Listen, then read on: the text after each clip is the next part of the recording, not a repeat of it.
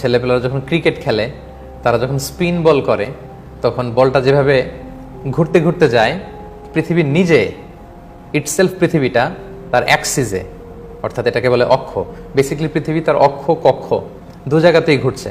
পৃথিবী যখন তার অক্ষে স্পিনিং করে বা রোটেশন করে, এই পুরো একটা স্পিনিং বা রোটেশন বা একটা টার্ন করতে পৃথিবীর 24 ঘন্টা সময় লেগে যায়, এবং এর মধ্য দিয়ে কিন্তু আমরা অর্ধেক দিন এবং অর্ধেক রাত পাই। আবার পৃথিবীটা যখন তার অরবিটে অর্থাৎ কক্ষে ঘুরে, তখন পৃথিবীর প্রায় 365 দিন সময় লেগে যায় সূর্যের চারদিকে যখন পৃথিবী ঘুরে।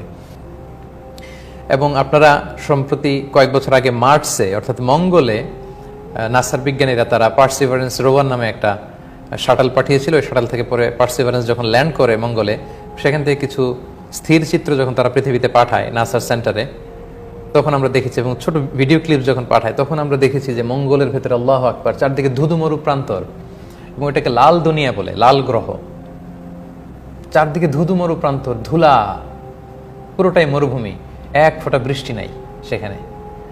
তো ওই গ্রহগুলোর দিকে যদি আমরা তাকাই, তখন বুঝবো যে আসলে বৃষ্টির কত দরকার। এবং আমরা তো বললাম যে বৃষ্টি না হলে গাছ বেঁচে থাকতে পারতো না, মানুষ বেঁচে থাকতে পারতো না, পৃথিবীটা এরকম সবুজ শ্যামল, আমাদের এই সুজলা সুফলা বসুন্ধরা এরকম থাকতো না। তো এই জন্য আল্লাহ তাআলা বারবার রিমাইন্ডার দিয়ে আমাদেরকে বোঝাতে চান যে এটা অনেক বড় নেয়ামত, অনেক বড় নেয়ামত। এবং আমাদের অনেক সময় মনে হয় যে রাত আসে দিন চলে যায়, এটাও কোরআনে এক্সপ্লেন করা লাগে। ইটস ভেরি সিম্পল ফেনোমেনা, খুব কমন, প্রতিদিনই তো দেখি। তো প্রতিদিন এই পরিবর্তনটা দেখার কারণে আমাদের কাছে মনে হয় যে এটা খুব সিম্পল, আসলে সিম্পল না। এই রাত দিন যদি না হতো, অর্থাৎ পৃথিবী যে স্পিনিং করে, পৃথিবী যে তার অ্যাক্সিসে ঘুরে, অক্ষে যে ঘুরে, এটা যদি না হতো, পৃথিবী যদি স্থির থাকতো, অর্থাৎ স্থির থেকে তার অরবিটে ঘুরতো, তাহলে আজীবন পৃথিবীর একদিকে থাকতো অন্ধকার, ফলে ওই জায়গাটাতে আপনার শীতল ঠান্ডা বাতাসে হিমবায়ু এসে বরফ জমে ওইটা বরফ প্রধান অঞ্চল হয়ে যেত।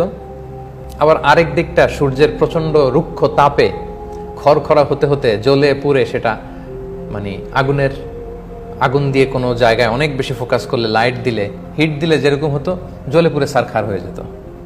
তো তখন আমাদের পৃথিবীর একেবারে যেখানে দিনও না রাতও না, ওই মাঝখানে, এটা সম্ভবত 60 কিলোমিটার অর সামথিং এরকম একটা জায়গায় পৃথিবীর সব মানুষের যে বসবাস করা লাগতো, আল্লাহু আকবার।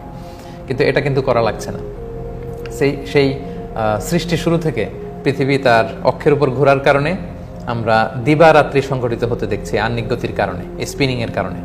ফলে প্রতিনিয়ত পৃথিবীর কিছু অংশ অন্ধকার, নিঝুম, নিস্তব্ধ থাকার সুযোগ পায়, একটা কোমল পরিবেশ পায়।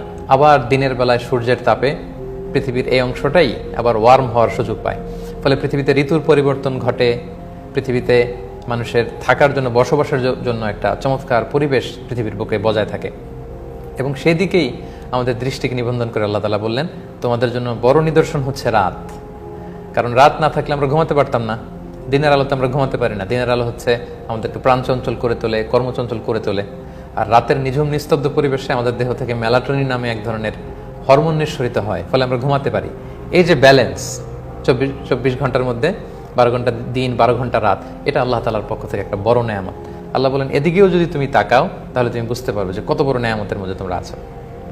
এবং আমরা এটা বুঝতে পারি না যে পৃথিবীর এক অংশে যখন রাত থাকে, আরেক অংশে দিন। এটা যখন মহাকাশ স্টেশন থেকে, স্পেস স্টেশন থেকে যারা চারদিকে, পৃথিবীর চারদিকে আবার এরকম অরবিট করতে থাকে, তারা খুব চমৎকারভাবে দেখে যে পৃথিবীর এক অংশ অন্ধকার হয়ে আছে, আরেক অংশ আলোকোজ্জ্বল, এবং কিছুক্ষণ পরে ওই জায়গাটা আবার আলো হচ্ছে। এবং মোস্ট ইন্টারেস্টিংলি, প্রতি মুহূর্তে পৃথিবীর কোথাও না কোথাও সানরাইজ হচ্ছে এবং কোথাও না কোথাও সানসেট হচ্ছে। ফলে এই রোটেশনে পৃথিবীর সব জায়গাতেই দিবারাত্রির এই যে পরিবর্তন, এই বিষয়টা কিন্তু আমরা দেখতে পাচ্ছি। আল্লাহ তাআলা সেটি আমাদেরকে বললেন যে রাত তোমাদের জন্য নিদর্শন, এবং দিনকে আমি রাত থেকে যখন সরিয়ে ফেলি, ফাইদা হুম মুজলিমুন, অন্ধকারাচ্ছন্ন হয়ে পড়ে পৃথিবী। এরপরে আল্লাহ তাআলা বলছেন, ওয়াশ-শামসু তাজরি লিমুস্তাকাররিল লাহা, আর সূর্য এটা ঘুরছে লিমুস্তাকাররিল লাহা, এটা যেখানে যে স্থিত হওয়ার কথা, সেই স্থিত হওয়ার আগ পর্যন্ত সূর্য ঘুরছে। সূর্য ঘুরছে লিমুস্তাকাররিল লাহা। তো এটার তাফসীর মুফাসসিরিন ইকরাম অনেক কথা বলেছেন। আসলে বেসিক্যালি সূর্যও কিন্তু ঘুরছে তার অরবিটে, এবং মুফাসসিরিন ইকরাম বলেছেন যে কতবার সে চক্কর দিবে এটা আল্লাহ তাআলা তাকে বলে দিয়েছেন। ফাইনাল চক্করটা কততম চক্করে যে সে থামবে, এটা সূর্য ভালো করেই জানে, এবং আল্লাহ তাআলা সুস্পষ্ট তাকে বলে দিয়েছে। আল্লাহ বলেন, যালিকা তাকদীরুল আজিজিল আলিম, এটা পরাক্রমশালী, মহাজ্ঞানী আল্লাহ তাআলার পক্ষ থেকে সুনির্ধারিত, যে সূর্য ঘুরতে ঘুরতে কখন যেয়ে থামবে, কোন জায়গাটাতে থামবে, তার ঘূর্ণয়ন প্রক্রিয়ার কখন এসে সে একেবারে স্তব্ধ হয়ে যাবে, থেমে যাবে, এটা আল্লাহর পক্ষ থেকে নির্ধারিত। এবং সেদিন কিয়ামত হয়ে যাবে, সূর্য সেদিন আলো হারাবে, চন্দ্র সেদিন আলো হারাবে, মানুষ তখন ছানা বড়া হবে।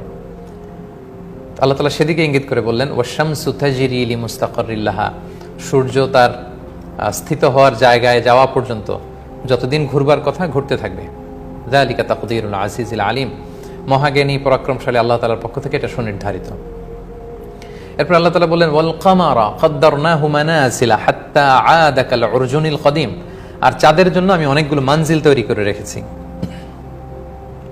এবং প্রতিটা মানজিলে যেতে যেতে এক পর্যায়ে চাঁদটা হয়ে যায় কাল উরজুনিল কদিম, পুরাতন বাঁকা খেজুরের ডাল, খরজুর বৃক্ষের যে ডাল, খেজুরের ডাল শুকিয়ে গেলে যেরকম বাঁকা হয়ে একটা শেপ ধারণ করে, আল্লাহ বলে শেষ মঞ্জিলে পৌঁছলে সেটা ওইরকম হয়ে যায়। সুবহানাল্লাহ ওয়া বিহামদিহি। এবং আমরা জানি যে চাঁদের প্রায় 28টা মঞ্জিল রয়েছে। প্রথম যখন চাঁদ ভিজিবল হয় কোনো মাসের, তখন এটা খুব চিকন থাকে, সেদিকে আল্লাহ তাআলা বললেন প্রতিদিন এটা মঞ্জিল চেঞ্জ করে, করতে করতে 14তম দিনে, চান্দ্র মাসের 14তম দিনে এটা ফুল মুন, পূর্ণ চাঁদে রূপ লাভ করে। আবার 15তম রাতে সেটা আরেকটু ক্ষয় হতে থাকে, 16, 17 ক্ষয় হতে থাকে, হতে হতে হতে হতে 28 তারিখের দিকে এটা প্রায় ডিসঅ্যাপিয়ার হয়ে যায়, এটাকে আর দেখা যায় না। তার মানে প্রতি রাতের চাঁদের দৃশ্য ভিন্ন ভিন্ন, একদিনের মঞ্জিলের সাথে, একদিনের চাঁদের শেপের সাথে আরেক দিনের বা আরেক রাতের চাঁদের শেপের কোনো মিল নাই।